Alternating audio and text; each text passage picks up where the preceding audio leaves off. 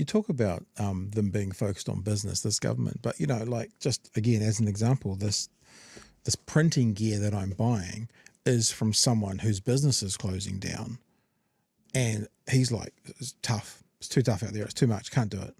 So it seems to me that they're not doing well for them, for the businesses, and they're not doing well for the individuals. But Chewy, I think you say this quite a bit, so kudos to you, is this government seems to be not the government of business, but the government of big business. Fonterra, record profits in New Zealand. But actual, like we've always said, Luxon is not a businessman. He's a board member. He's never got up at 6 a.m. to get down to his shop, to start it up, to get it off the ground, to build it into a franchiser. He's never done that. He's not a businessman. He's a board member, and he's a salesman. He's a salesman and he's a board member. That's not a businessman. Just because you work in the world of business, if you work in the hospital as a cleaner, you're not a fucking doctor. Just because you work in an area of medicine doesn't mean you know about brain surgery. So it doesn't seem true that they're actually satisfying anybody, because businesses are still finding it really hard. Individuals, voters, citizens, whatever you want to say, are finding it really hard. So I'll say this again. I said this on a tweet the other day and got a lot of pushback. Which economy is this government serving? Are they serving the economy that's best for the millionaires, or the economy that's best for the solo parents? Because I don't believe you can make decisions that work well for both of those economies. I don't believe that what a government would do, that a millionaire would go woohoo to, someone on a benefit's going to go woohoo to. Or if they're going to do it what's perfect for a beneficiary and they go woohoo, I don't believe that necessarily, and I don't care about this one because that's where my bias is, that maybe the millionaire will go woohoo. So really they have to pick what economy they're going to try and improve. And it seems that they've picked big business. Who else? Tobacco, petroleum, and all the vulnerable on that. They've made an active choice not to help that economy, Joey.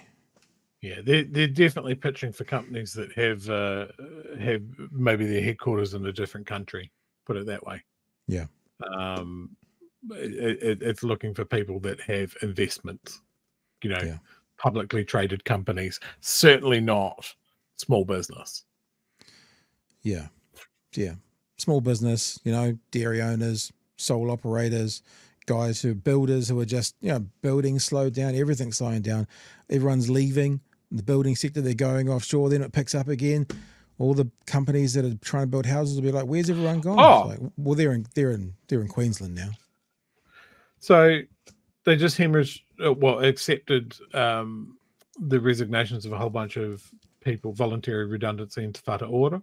Yep, 400, isn't it? And they offered everybody at Kiwi Rail voluntary redundancy. I noticed as well.